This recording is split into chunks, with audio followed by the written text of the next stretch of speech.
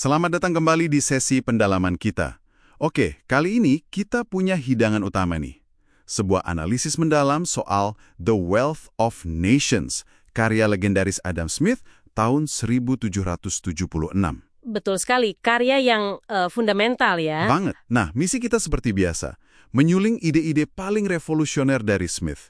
Ide yang, ya ampun, beneran membentuk cara kita mikir soal ekonomi sampai sekarang. Dan tentu saja, kita lihat apa artinya ini buat Anda. Siap. Yuk kita mulai. Oke, mari kita bedah bersama. Penting banget. Pertama kita lihat konteksnya dulu ya. Waktu itu kan pandangan yang dominan itu merkantilisme. Ah iya, yang ukur kekayaan negara dari emas perak gitu kan? Persis. Negara kaya kalau punya tumpukan emas banyak. Nah, Smith datang, dia bilang, bukan itu kekayaan sejati. Radikal banget idenya. Gimana tuh maksudnya? Kekayaan bangsa itu, kata Smith, adalah aliran barang dan jasa yang bisa diproduksi. Jadi, kapasitas produksinya, ini kan cikal bakal PDB yang kita kenal sekarang. Wah, oke. Jadi fokusnya geser ya, dari isi berangkas negara ke... Ke kemampuan produksi dan kesejahteraan rakyatnya. Itu pergeseran yang, fundamental banget. Oke, paham. Nah, titik berangkat Smith yang paling sering dibahas itu kan soal pembagian kerja ya? Tepat. Itu kunci utama menurut dia untuk lonjakan produktivitas. Contoh klasik, pabrik peniti itu selalu muncul ya kalau bahas ini. Haha, iya. Itu contoh sederhana, tapi dampaknya itu loh luar biasa. Bayangin aja, satu orang bikin peniti dari A sampai Z, mungkin cuma dapat beberapa biji sehari. Iya juga. Tapi kalau 10 orang, masing-masing ngerjain satu bagian kecil aja. Satu tarik kawat, satu lurusin, satu potong, satu runcingin ujungnya. Terus yang lain pasang kepalanya. Jadi terspesialisasi gitu ya tugasnya. Betul. Hasilnya bisa puluhan ribu peniti sehari. Gila kan lonjakannya? Kenapa bisa begitu ya? Kok bisa beda jauh gitu? Ada 3 alasan utama menurut Smith. Pertama, orang jadi makin cekatan, makin ahli kalau fokus satu kerjaan aja. Terus kedua, hemat waktu. Gak perlu gonta-ganti alat atau pindah posisi kerja. Masuk akal, masuk akal. Dan ketiga, ini menarik, fokus pada satu tugas kecil itu seringkali malah memicu orang nemuin cara baru yang lebih efisien. Atau bahkan bikin alat sederhana buat bantu kerjaannya. Mendorong inovasi kecil-kecilan gitu. Oke. Tapi ada batasannya juga kan? Nggak bisa sembarangan bagi kerja terus-menerus. Tentu. Ini penting nih. Pembagian kerja itu sangat dibatasi oleh luasnya pasar. Maksudnya gimana tuh? Ya kalau Anda bikin puluhan ribu peniti, tapi pasarnya cuma butuh 1000, ya percuma kan spesialisasi tinggi-tinggi, kelebihannya mau dijual kemana? Iya benar juga. Makanya mungkin di kota besar lebih banyak profesi aneh-aneh ya dibanding di desa kecil. Pasarnya lebih gede. Persis, itu logikanya. Tapi, menariknya lagi nih, Smith itu nggak naif loh. Dia nggak cuma lihat bagusnya aja. Oh ya? Ada sisi negatifnya juga menurut dia? Ada. Dia khawatir. Khawatir kalau kerjaan jadi terlalu monoton, terlalu repetitif, itu bisa bikin pekerja jadi, ya istilah dia itu bodoh dan abai, stupid and ignorant. Jadi kayak tumpul gitu kecerdasan umumnya. Wah, jadi dia udah antisipasi isu dehumanisasi kerja gitu ya? Keren juga. Terus solusinya apa dong kata Smith? Nah, ini dia yang seringkali orang lupa atau sengaja lupain. Solusinya menurut Smith adalah pendidikan publik yang didukung pemerintah untuk rakyat biasa. Pendidikan publik.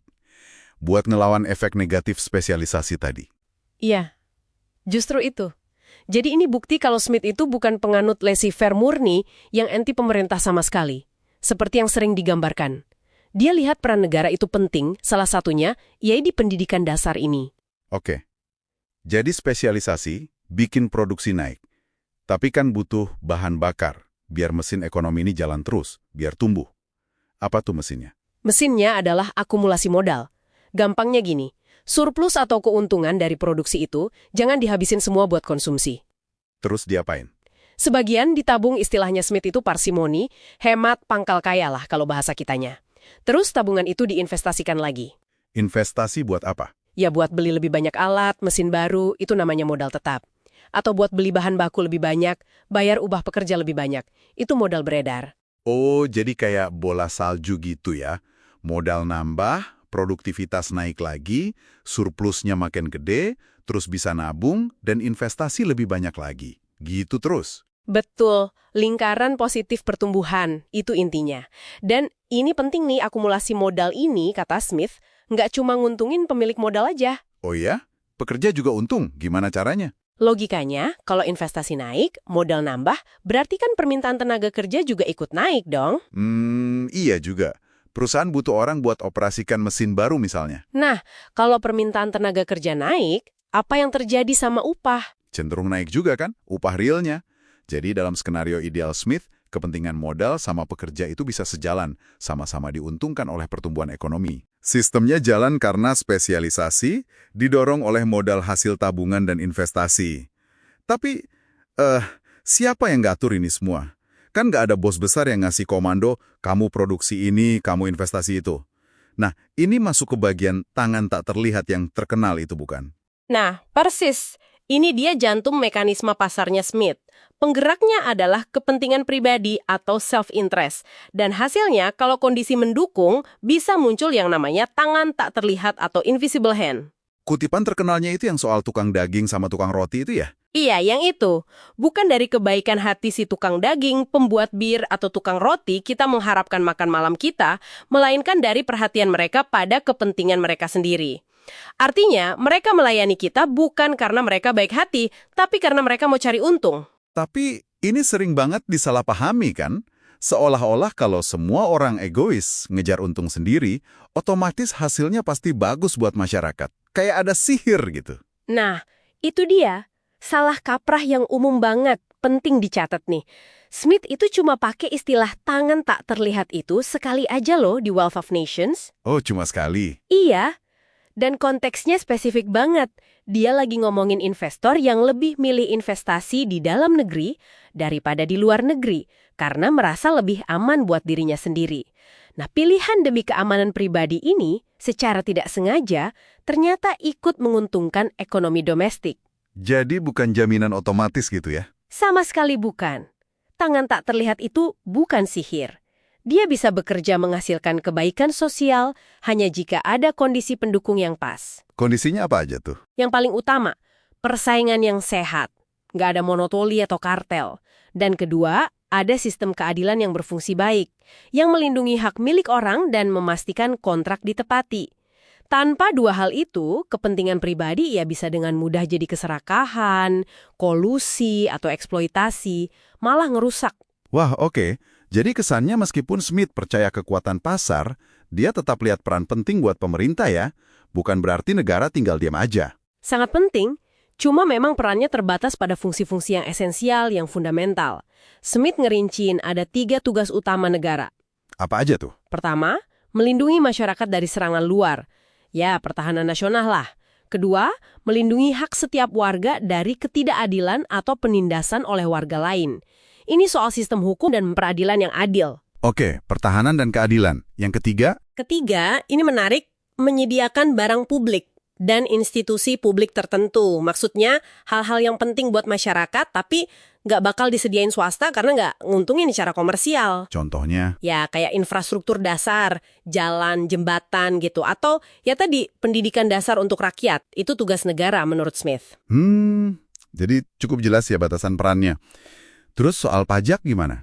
Kan banyak yang mikir Smith itu anti pajak. Nah, itu juga salah kaprah lagi. Smith itu bukan anti pajak. Dia realistis. Negara butuh dana buat jalanin tugasnya. Tapi dia pendukung pajak yang cerdas, yang dirancang dengan baik. Cerdas gimana maksudnya? Ada prinsipnya? Ada 4 prinsip terkenalnya.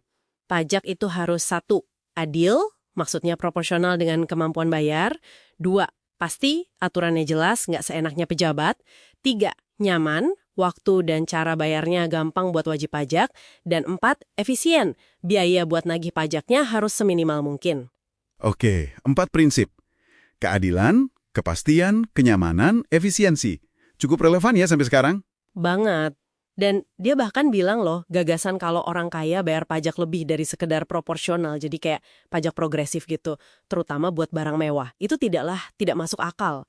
Jadi dia nggak anti pajak progresif juga secara prinsip. Wah, ini beda ya dari citra Smith yang biasanya?